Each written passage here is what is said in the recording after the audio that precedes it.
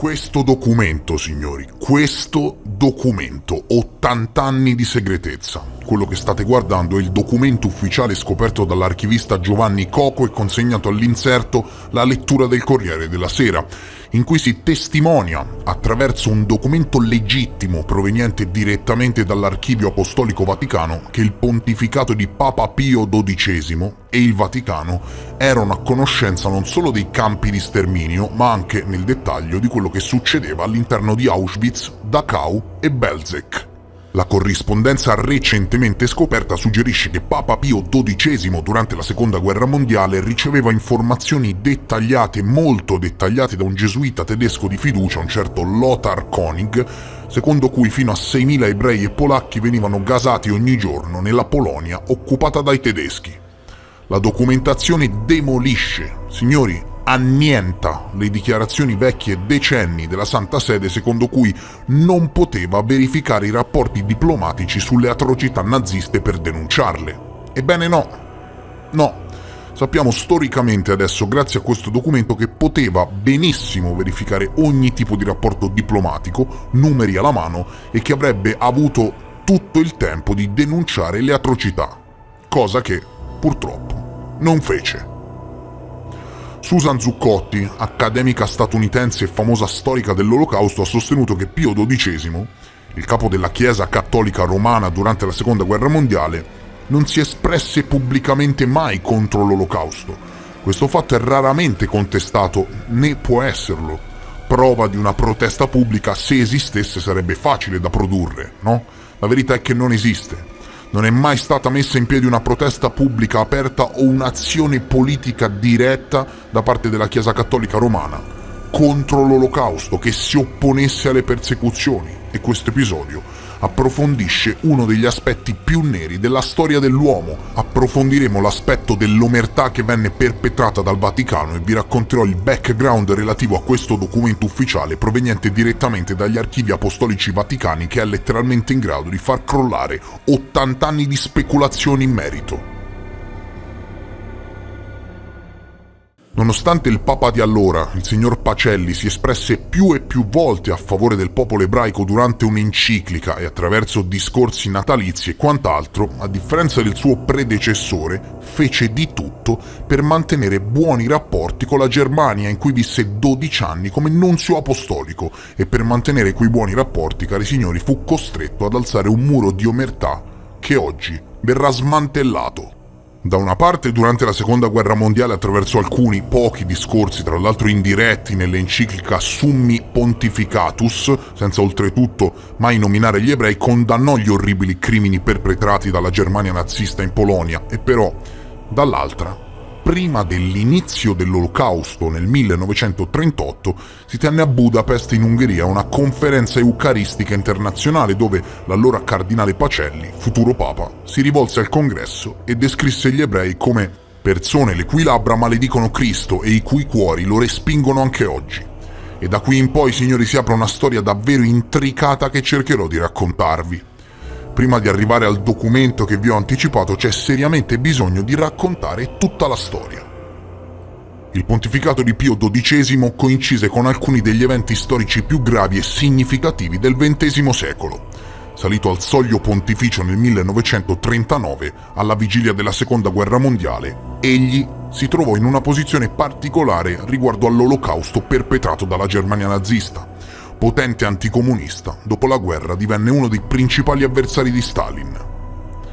Il suo è uno dei pontificati più controversi della storia e, senza girarci intorno, Pacelli, Papa Pio XII, è oggetto tuttora, signori, di accuse circa la sua presunta mano morbida con i regimi dell'epoca, specialmente per quanto riguarda la firma del concordato con la Germania nazista, quello che i critici definiscono il suo colpevole silenzio di fronte all'Olocausto e un suo possibile ruolo nella fuga di gerarchi al termine della guerra. Partiamo dal concordato, da quello che venne chiamato Reichskonkordat, il primo contatto fra Vaticano e Germania nazista. Esploriamo la storia per capire il ruolo dello Stato più potente del mondo in quello che è stato il capitolo più buio della storia umana. Quando a gennaio del 1933 Hitler fu nominato cancelliere, Pacelli a quel tempo era il segretario di Stato Vaticano e in aprile si incontrò con il vice cancelliere della Germania nazista, Franz von Papen, per firmare un accordo di stabilità fra Santa Sede e Germania. E fu proprio lui, Pacelli, a conferire al vice cancelliere di Hitler l'onorificenza pontificia della Gran Croce dell'Ordine Piano, riservata ai ministri in visita di Stato. Questi accordi fra Germania e Santa Sede sono in vigore ancora oggi e fu proprio lui, il futuro Papa, a firmare un accordo con la Germania di Hitler nel 1933. Pio XI era convinto antinazista e come diplomatico Pacelli riuscì spesso a smussare le difficoltà tra Pio XI e il regime nazionalsocialista. Fu proprio Pacelli a convincere Pio XI a non presentare ulteriori proteste ufficiali a quelle già inviate per le violazioni perpetrate da parte del governo di Hitler. Infatti, segretamente, insieme ad eminenti vescovi tedeschi, era in preparazione una nuova enciclica contro la Germania che Pacelli riuscì a non far pubblicare. Ha sempre giocato, il ruolo di pacificatore fra Santa Sede e Germania, anche in momenti oscuri della storia. Pacelli, per farvela breve, è considerato molto filo-tedesco, nel senso proprio di amicizia verso il popolo germanico, ok? Ed è molto nota la sua perfetta conoscenza della lingua tedesca dovuta ai 12 anni trascorsi in Germania come nunzio apostolico. E quello che viene chiamato il silenzio della Chiesa sull'Olocausto, ad esempio, è uno dei punti salienti di una posizione, compiacente alla Berlino dell'epoca. Quello che conta, signori, la storia non ricorda i discorsetti di Natale, ok? Quello che conta è che non è mai stata attuata una politica di contrasto diretta e portata apertamente avanti dal Vaticano nei confronti delle persecuzioni perpetrate dalla Germania durante la Seconda Guerra Mondiale. Anzi, è appena trapelato un documento impressionante che testimonia storicamente che erano a conoscenza nel dettaglio di ciò che accadeva all'interno dei campi di concentramento. E la domanda è una, no? Perché non hanno mosso un dito? Dall'altra parte invece si sostiene che i numerosi episodi di intervento a protezione di ebrei in pericolo, oltre che l'operato prepontificale di Pio XII, mostrerebbero invece una Chiesa schierata in opposizione al nazismo. Ma ci sono prove di questo? È mai stato fatto qualcosa?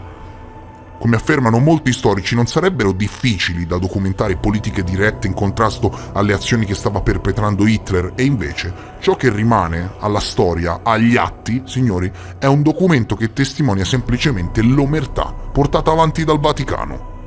La documentazione degli archivi vaticani, pubblicata a questo fine settimana sul Corriere della Sera, probabilmente alimenterà ulteriormente il dibattito sull'eredità di Pio XII e sulla sua campagna di beatificazione, che adesso è in fase di stallo. Gli storici, signori, sono stati a lungo divisi sui trascorsi di Pio XII, con i sostenitori che insistono sul fatto che abbia usato una diplomazia silenziosa per salvare vite ebraiche, mentre c'è invece chi afferma che è rimasto in silenzio mentre infuriava l'Olocausto. Ora, io, in tutta la mia ignoranza, mi chiedo, possibile che neanche durante i rastrellamenti a Roma nel 1943 siano riusciti a fare qualcosa? Clamoroso, non trovate? E anche adesso parliamo di storia. Voglio portare a galla la questione sotto ogni aspetto. Il 16 ottobre 1943 avvenne il rastrellamento degli ebrei del ghetto di Roma. Nei giorni successivi essi furono avviati alla deportazione nel campo di concentramento di Auschwitz e purtroppo sappiamo tutti com'è andata. Ora, sapete che cosa ha fatto il Vaticano e la Chiesa romana in quell'occasione mentre proprio gliela facevano davanti agli occhi? Niente, non hanno mosso un dito. Dopo il rastrellamento, il cardinale, segretario di Stato allora Luigi Maglione, interpellò l'ambasciatore tedesco presso il Vaticano, un certo Ernst von Weizsäcker.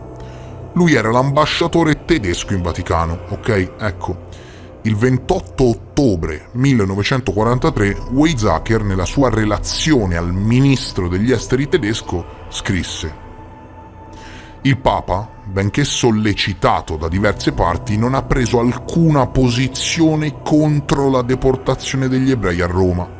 Egli ha fatto di tutto, anche in questa situazione delicata, per non compromettere il rapporto con il governo tedesco e con le autorità tedesche a Roma.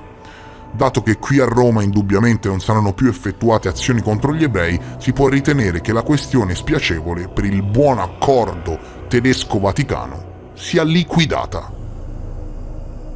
Capito?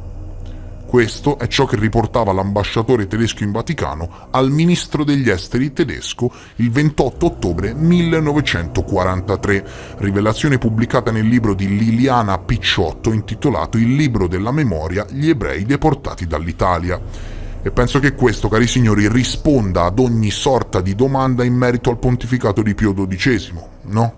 Neanche di fronte ai rastrellamenti di Roma il Vaticano, pensate, mosse un dito per paura di compromettere il Reich Concordat. E questo è un fatto storico accertato. La lettera del sacerdote, il reverendo Lothar Koenig, al segretario di Pio XII, un altro gesuita tedesco di nome reverendo Robert Leiber, ok? È datata 14 dicembre 1942. Scritta in tedesco, la lettera si rivolge a Leiber come caro amico e prosegue riferendo che i nazisti uccidevano ogni giorno fino a 6.000 ebrei e polacchi da Rava Ruska, che sarebbe una città della Polonia prebellica che oggi si trova in Ucraina, e poi li trasportavano nel campo di sterminio di Belzec. Nero su bianco. Dovete capire che queste all'epoca erano informazioni top secret, ok? Informazioni top secret ottenute dal reverendo tedesco antinazista Koenig e riferite al Vaticano. Si stima che dal 1942 in poi Pio XII avesse ricevuto numerose note diplomatiche e visite personali da una varietà di inviati di governi stranieri, con la notizia che fino a quel momento in Polonia erano state uccise fino ad 1 milione di persone. Questa lettera prova storicamente che il Vaticano sapeva quello che stava accadendo, sapeva tutto nel dettaglio e non ha mosso un dito.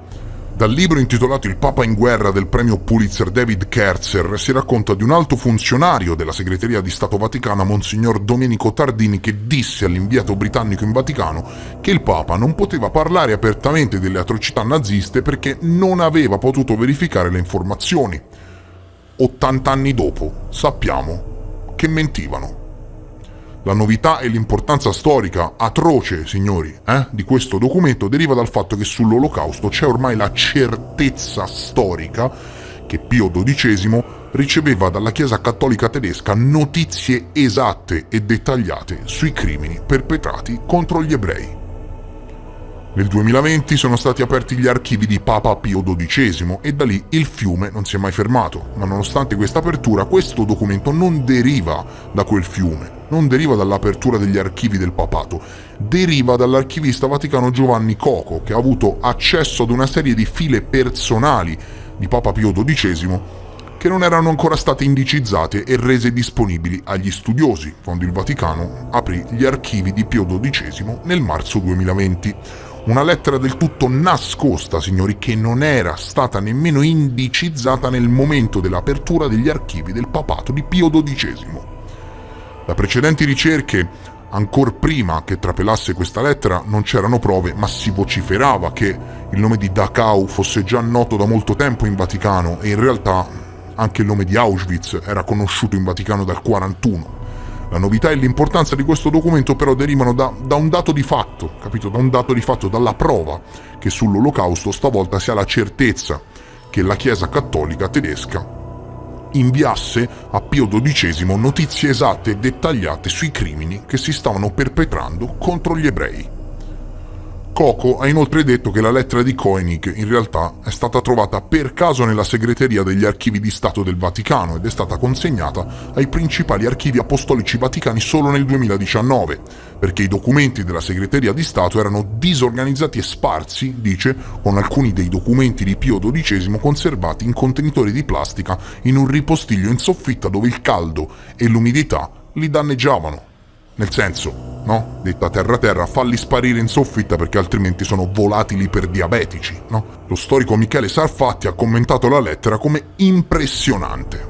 L'Associated Press ha riportato la notizia, così come tutta una serie di giornali nazionali e internazionali, e il Vaticano sapeva, ok? Questa lettera lo prova in modo incontestabile. sono stati scritti libri, ok, sulla posizione politica del papato durante l'Olocausto, sono state indette commissioni come la Commissione Storica Internazionale Cattolico-Ebraica del 1999, parliamo letteralmente di un dibattito che va avanti dai primi anni 50, c'è una letteratura incredibile in merito a questo, ok, un dibattito risolto, totalmente smantellato, totalmente chiarito con la comparsa qualche giorno fa di questa lettera che testimonia una cosa e una soltanto: la consapevolezza del Vaticano nei confronti di ciò che stava accadendo. Ma cosa avrebbero potuto fare? Cosa avrebbero potuto fare? Intanto avrebbero avuto il dovere morale di schierarsi apertamente contro, cosa che, te lo ricordo, non hanno fatto. Anzi, si sedevano a tavola e firmavano accordi. Punto secondo, parliamo dello stato più influente del mondo che già all'epoca aveva contatti con ogni sorta di potere mondiale a livello governativo e non solo. E se solo avessero voluto avrebbero potuto sfruttare la loro immensa ricchezza per creare infrastrutture utili a contrastare perlomeno, non so, la deportazione? O perlomeno fornire nascondigli. Avete mai sentito parlare di un nascondiglio vaticano per gli ebrei? Hanno anche le guardie, hanno un esercito, chiaro? No. Mentre rastrellavano Roma, chi di dovere stava seduto sul soglio pontificio a guardare la città dall'alto. Questa lettera dovrebbe essere approfondita e chi di dovere dovrebbe aprire un altro Vatileaks. Anche se per quanto riguarda la triste storia dell'Olocausto non basta di certo un semplice video di pochi minuti, ma si potrebbero scrivere libri su libri, spero comunque di aver reso l'idea e spero di aver fatto chiarezza, spero di avervi informato. Ecco, mi complimento personalmente col Corriere della Sera per aver diffuso questa lettera e grazie anche all'archivista Giovanni Coco che invito personalmente. Se vuoi venire sul canale a parlare, scrivimi per email. E come sempre, cari signori, vi rimando al prossimo episodio. Diffondete ovunque questo video e lascia un like per promuoverne la visibilità. Vi abbraccio, vi ringrazio di cuore per essere stati con me, vi voglio bene e noi ci vediamo presto, molto presto, nel prossimo episodio. Adieu!